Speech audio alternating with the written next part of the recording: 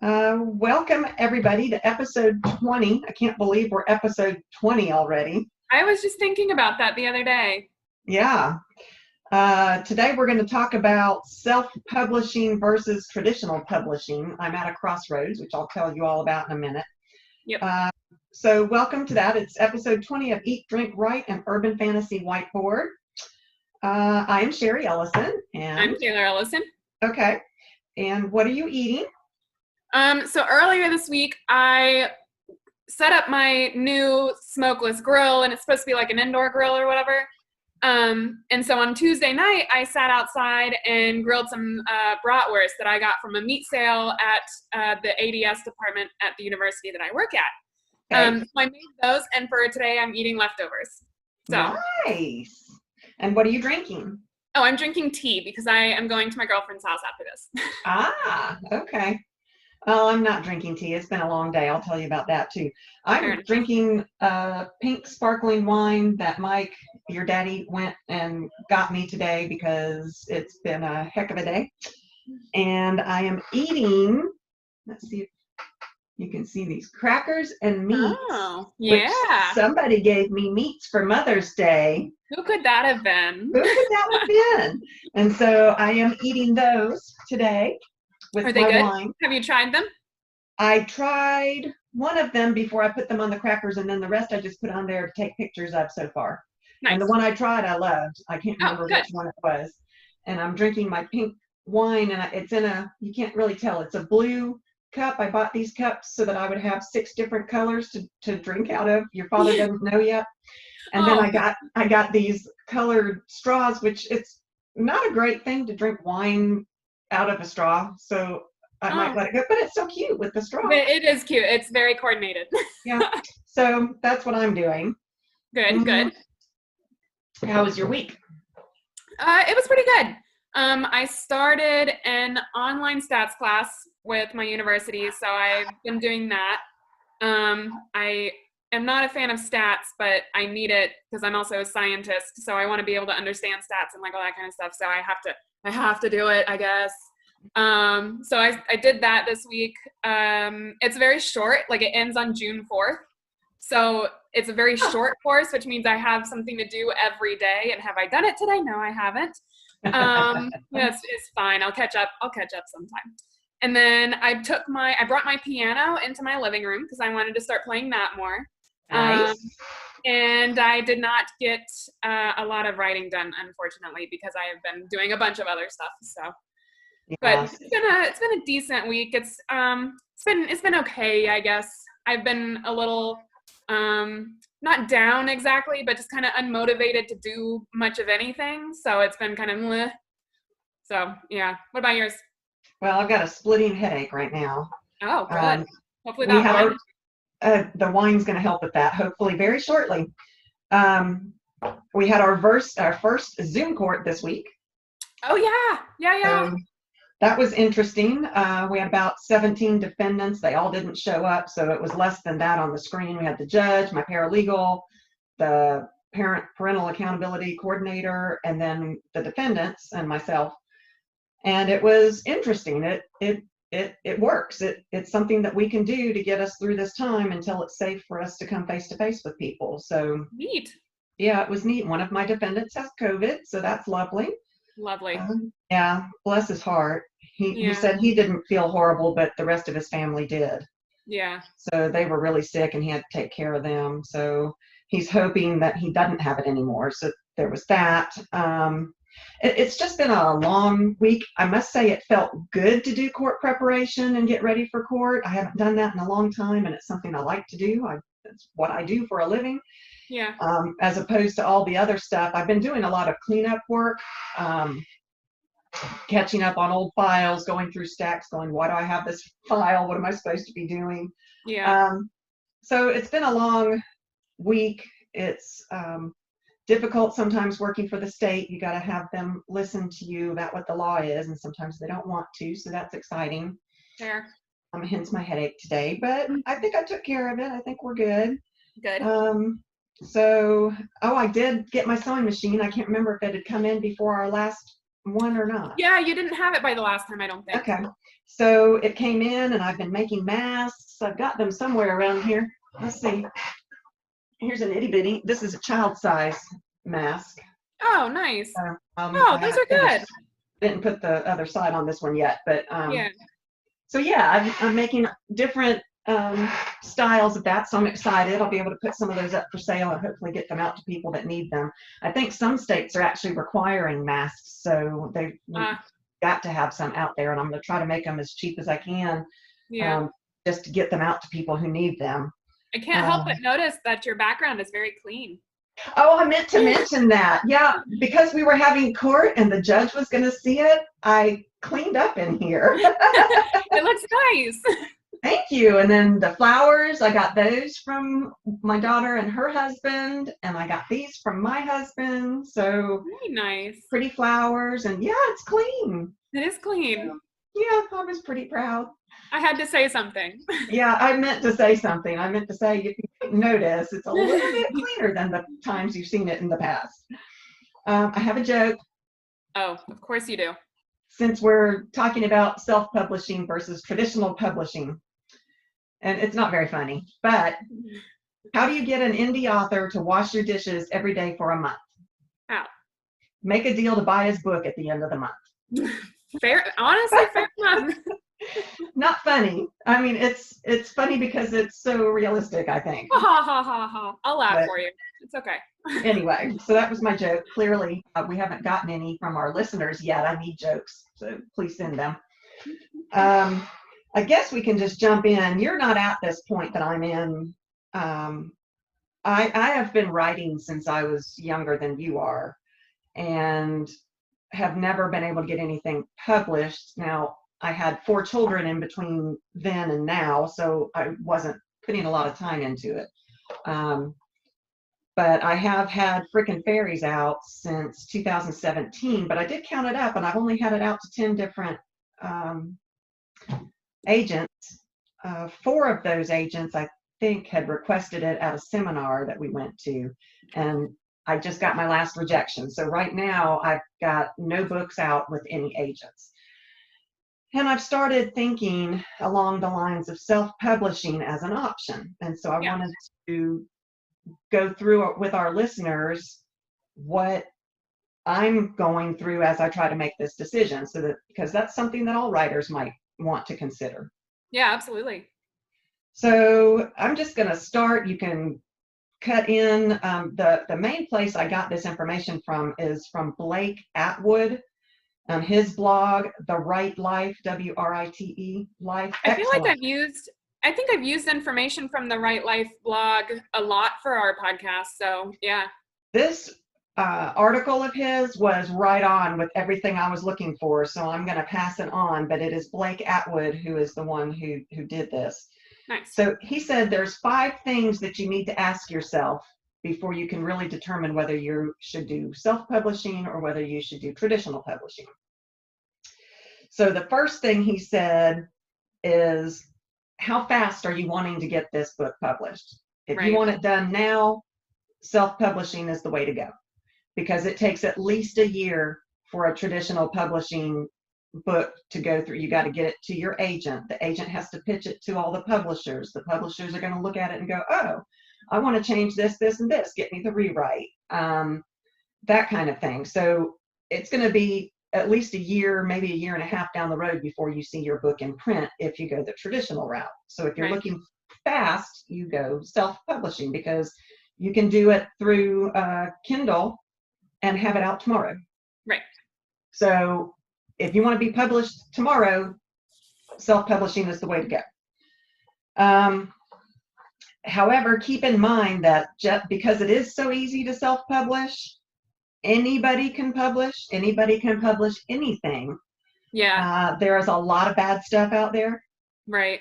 There's a lot of rough stuff out there, I feel like. I feel like I've come across a lot of works that have obviously not been edited, kind of thing. Yeah. And like you said, it's like any person at all, like any person who wants to publish their book can just put it on there. So yeah.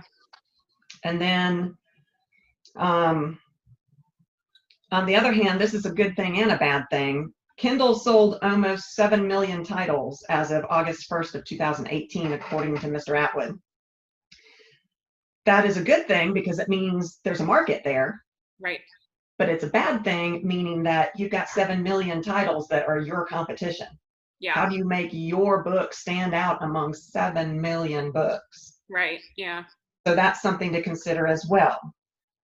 He says, how many people do you want to reach? The winner of this question is, if you want to reach a lot of people, you go traditional publishing. Right. Self-publishing is a black hole. He quoted this lady who has written some articles on Publishing 101, Jane Friedman. And she's like, self-publishing is a black hole. I mean, it's just, there's so much out there. Oh, because it's like overwhelmed with the number of works out there. It's glutted. I mean, the whole market is just glutted. And our podcast has some followers, which might help me as an author. But my personal, I think I've maybe got 500 followers on Twitter. That's not very many, and a lot of those are just follow other writers who aren't necessarily going to even read my book. Right. But the traditional books dominate the physical market, and they provide the greatest distribution. That's the answer to this question is they have the ability to distribute your books. They have contracts with Barnes and Noble and all these bookstores that are going to have it on their shelves that, people walk in and see. Right. So, and I was reading somewhere that, places like Barnes and Noble and, the big stores like that, where you're likely to go and see your book on a shelf, they already have, publishers have contracts with them, but also those stores prefer, the material from those publishers. They're not looking for individual people who are trying to get their books on shelves. Yeah, you may, if you're in a smaller community, you may be able to go to your local Barnes and Noble, and they might be willing to buy your book there, and you can do a signing or whatever. But that's only going to be your local Barnes and Noble. It's not going to be the ones all across the United States, all across the world. Right. I did read that it is a lie that traditional publishers will put ample money into marketing. Right. Because I always thought it was. I always thought, well, I'll have marketing built in. I won't really have to worry about it. But that apparently is not true unless you do spectacularly well within the first 30 days. Then they might be willing to put some, and honestly, I've not seen advertisements as far as on TV. I think I might have seen a Stephen King book advertisement before, maybe another really big author before, but you don't see books advertised on TV. Yeah, you don't. And, I've actually realized that the book advertisements that I do see are usually from self-published authors, and I see them on Facebook or Instagram or Twitter or whatever. And those are the ads that I see, as opposed to marketing from a big publisher or, that kind of thing. What do you think of those ads when you see them? Do you scroll on by, or do you read the blurb, or what? So sometimes it depends on, honestly, what the first line is. If it's a really cheesy first line, I scroll past it. I'm not interested in cheesiness. And honestly, I feel like a lot of the books that are targeted towards me have those cheesy lines for some reason, because they tend to be more. Why is that, Taylor? Well, I think it's because it's more up the alley. Like, most of the time it's trying to advertise urban fantasy. And I don't like the traditional, pure snarky voice. I just thought maybe you were looking at some weird sites or something and that they've got you targeted. Wow. No. My daughter's weird, y'all. Well, you got that from her father. Listen, if nobody thought I was weird by now, then I've done something wrong on this podcast. I feel like I've had to be weird at some point on here. I do write urban fantasy. I am a writer. That's true. Writers are all weird. I think everybody listening agrees. Obviously, I get it from you. No. All right. Okay. Either way, whether you self-publish or traditional publish, you need a platform. I agree. And I think we've talked about this before. Platform is really important. And I think that we're going to end up doing an episode on that. So I say we probably shouldn't talk too much about it here, but Yeah, I think the more that I'm looking into things, the more I realize, because when we were at the seminar in Atlanta, Mhm. they said you don't have to have a platform, but I really, really think you have to have a platform no matter Yeah. what you do. Yeah. It works for you self-publishing, it works for you traditional publishing. I think you got to do it. Yeah. Um, so probably if you want to reach the most people, then traditional publishing is the way to go. Yeah. Number 3, how much control do you want over your book? That is a big one for me because, oh, and I meant to look this up so I could do the share screen thing. One of my favorite authors, which I can't remember her name, the Southern Witch series, Kimberly Frost. Yeah. The first time her book was published, it came out with a cover that was almost cartoony. Yeah. I would never buy that. Mhm. Absolutely never buy that. That's not something I'm interested in. I wouldn't have even picked it up to look at the blurb on the back. Yeah. The second time that they came and published her, they went with a real cover, and they're excellent covers, and I immediately bought it. Yeah. And then I discovered that, oh, she had this out before and it didn't do well. I want control over my cover. I don't want them to pick a comic book or a cartoon cover for my book. Right. And we don't have control over that as the writer. Maybe eventually, like when you get to Patricia Briggs level, although she's got, who's the painter that does her? Dan Dos Santos. Yes, she's got him, so she's not going to be looking anywhere else anytime soon. Which, by the way, guys, check out his artwork. He's really awesome. This is like, he has amazing artwork out there, and he's on Instagram and all that kind of stuff. So, but he's just really cool, like a really good example of an urban fantasy book cover artist. And he works for publishers, so he's not really out there for individual commissions or anything like that. But he's amazing. So if you're interested in urban fantasy cover artwork, he does the Mercy Thompson series. Yeah, and I don't know how much input she gets with him. That does she get to tell him, hey, I'm kind of thinking that I want her leaning on a car, or I don't know.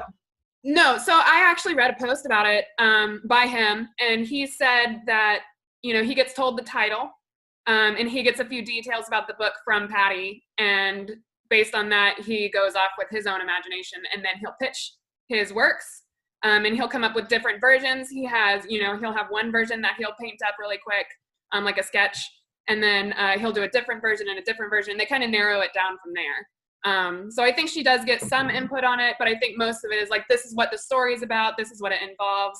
Come up with what you come up with. So. Well, and now she's such a big author. She probably has, she gets to probably see it all the way through. I don't know a beginning author even gets to know what they're picking. Right. I mean, I think you might not get to see it until they reveal it to you. Here's your cover. Right. What else about control? So with self-publishing, you obviously control it all, but that means you have to do it all too. Right. That cover we're talking about, you've got to do that. Now on Twitter, I've seen and I've followed a ton of people who say they do covers for ebooks and that kind of thing. So I haven't done any research. We'll probably do a podcast episode. Your cat is distracting me. He just walked behind you. He's distracting me too. He decided to zoom across the room at that moment. So. But anyway, yeah, you do have control over it with self-publishing. You get to figure out what you want to edit, what stays in, what gets cut. That's all on you. That's you. Whereas with a traditional publisher, they take care of everything, which is great. What is your cat doing? He was going to bounce on me. I saw a flash go by. He's got the zoomies right now. He's being zoomy. It's okay. I do want to say though, you never would have picked up that book because that cover wasn't very fitting for that book or whatever. Yeah. But I do want to point out that the publishers also don't make money off of you unless they get your book bought. That's true. You don't pay a publisher, you don't pay an agent, they don't get paid unless that your book does well. So they're going to do what they think is right for the market that you're going for. Which, for that book, obviously it wasn't right, but I think they totally missed the boat on that. And was that because of publisher she had, or what? How did that happen? Because it was Yeah, a I don't know. wrong choice. Right. But they set the price of your books, they set the format of your books, they make you revise it the way they want it to be.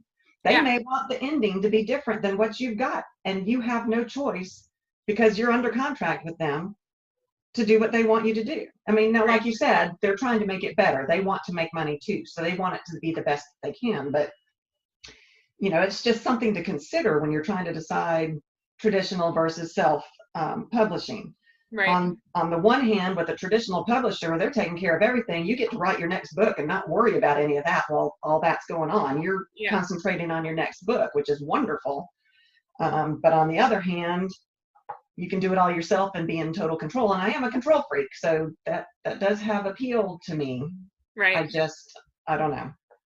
I also want to point out there, though, just while we're on this, you know, how much control do you have on your book and that kind of thing. I feel like traditional publishing, they front the financial risks. So whereas with self-publishing, you're the one who has to figure out the cover, and you're probably going to pay an artist to do that. The editing, you know, you can pay a professional editor to edit it for you, but then again, that's your money that you're putting into it. Whereas with traditional publishing, you know, you do get those services, and like you said, they can change what they want to change and tell you to rewrite it, or it's not going to get published, and you no longer work with them. But I think that there are pros and cons to both of them, obviously, and I think a financial risk aspect is a big thing for me. I got my father's frugality. You're also at a very different point in your life than I am. I've got money to be able to play with that if I want to. Right. So you're at the beginning of your life. You don't have the savings. You haven't been working for 35 years like I have been. You know, that's right. So for me, I do have more of an option, whereas some people may not even have that option. They may not be able to self-publish in an effective way because they don't have the money to pay for the editing, and they don't have the money to pay for a really good cover or whatever. Right. How much do you want to earn? Now, this was interesting because he said that it's a tie. Self-publishers and hello, kitty cat. My son is being aggressive. Self-publishers and professional writers, they said, well, like, not that self-publishers aren't professional writers, but traditionally published authors. Right. It says it's a tie, and how many, we're not going to make money writing. This is not a money-making venture unless you're Stephen King or whatever. Yeah. I think all of us write because we love to write. I will never stop writing whether I get published or not. Oh, I agree. Yeah. Yeah. But it says traditional published authors average about $13,666 a year. Yeah, that's actually more than I thought. So. Yeah, I think I've also seen 10,000. Yeah. So, but that's for me, that's a good income to have to put towards retirement or whatever. Yeah. But for a person trying to do this for a living, that's not so good. Right. And then self-publishers, it says, are lucky to get $100 a year. And I'm like, well, how is that a tie? That's what I was, yeah. But he said what it is the self-publishers get 30 to 70% royalties, which is a whole lot higher than you get from a traditional book publisher. Yeah. But you have less places to sell your book, or you're one of 7 million other books. Right. But you get a whole bunch more royalties if you do get that book found. The traditional publishing companies are giving lower and lower advances, lower and lower royalties. I mean, they're losing money left and right too because of the Kindle market and the ebooks and that kind of thing. Well, a lot of ebooks are also done through traditional publishing too, though. That's they are also part of that ebook. And the audio through traditional publishing too. Yeah. So there are, but it's changed the way they work. Mm-hmm. It's not the way it used to be. Right. So even though you're getting lower advances and lower royalties, you're selling your book in more places, and you have a better chance to sell that book. Yeah. So I think that's why it comes out as a tie, because both have benefits. Right.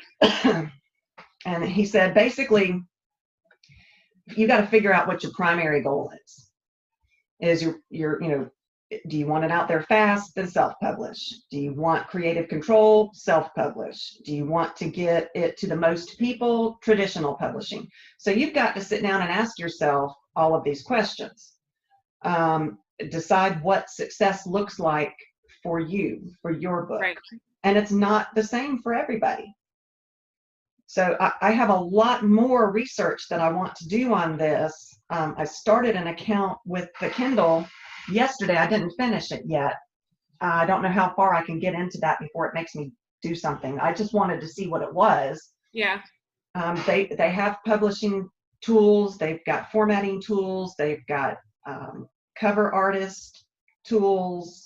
So there's a lot that can be done. I haven't looked at it yet. So at some point, I think we need to do an episode just on that Kindle Amazon publishing tool. Sure, yeah. Because I'm at a crossroads. Although when I did look up to see how many times I had submitted it, and it was only 10 times, I'm like, it's not time to give up yet. Yeah. So I may do some more on the traditional side, but I am impatient. And as I said before, when you hit 67, you only can write one more book after that before you die. Good Lord. So I have to decide what I want, and I am at that point. I was seriously considering it day before yesterday. I got rejected this week sometime, and I was just, how writers are. I was down. Well, but I think that like you said, it depends on what success looks like to you. And I think self-publishing is a very good route to go. Like, I don't think it's a bad road to take at all. And I don't think traditional publishing is either. I think, like you said, it depends on like what you want out of it. What are you, hoping to get out of publishing? Do you want your book on a bookshelf in a store like Barnes & Noble, or, is that success to you, or, what do you want? So. Well, this Kindle thing they'll publish a paperback. They don't do hardbacks. So that is an option. If you want your book in a hardback, you've got to go traditional. Yeah. But you can do paperback books, and they don't make you buy it ahead of time. They have it set and ready to go, and when someone buys it online, they print one and it goes. And I thought, wow, that blows my mind. I didn't know that was a possibility. So you don't have to have boxes of books sitting here trying to sell. Yeah. They sell them as they go, and then you can buy your own book and have 10 copies if you want to give some to family, or you're going to be going to meet an agent and you want to hand one to them. I don't know if that's even appropriate. We'll have to look that up too. But probably not. But anyway, so that's what I've been thinking this week, and that was why you were gracious enough to let me do this topic, because it's something I'm starting to seriously consider. I think it's a good topic to look at, especially because you're not limited to just one of these. You can self-publish one book or one series, and then you can try to go traditional with another. So, also you keep all of your rights when you self-publish through this Kindle thing. You haven't given up any rights, so you can still sell that book traditionally if you want to later. If say it hits it really big and an agent wants you, you're not stuck. Even with the book you've already published, you're not stuck. Right. So, yeah. So I think it's a good topic. I think, I don't think, going one way or the other limits you in any way. So I think it's an interesting course to look at in terms of, future publishing. I think so too. I had a whole nother paper that I started to read on, publishing on Amazon, and that guy Matthew McCreary from Entrepreneur did an excellent, because I read the contract. I'm a lawyer, okay, and that contract, I was like, what does this mean? Because a lot of it involved math, where you had to figure out your percentages and what you might get out of the royalties and that kind of thing. Yeah. I had to pick between these two different royalties, and I was like, well, I don't even understand what I'm getting when I pick one or the other. And he lays it out. Boom, boom, boom, boom. Excellent article. So at some point we'll go over that. I won't stay on this topic probably next week, because we need to spread it out. Yeah. Because not everybody's interested in self-publishing. Right. But I would love to hear from some self-published indie authors about the trials and tribulations they went through in doing it and what their thoughts are on it, and would they do it again? Yeah, absolutely. So, No, I would be really interested in seeing that too, because you hear some people who are like super down on self-publishing, and then you see other people who are like, no, I love self-publishing because you have all of these pros to it.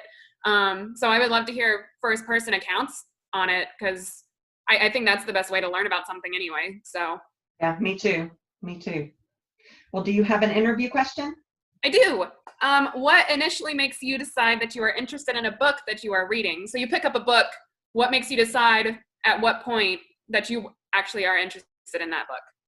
Well, I decide I'm interested in it before I even buy it because of the blurb on the back. But like, what makes you decide that you want to keep reading it?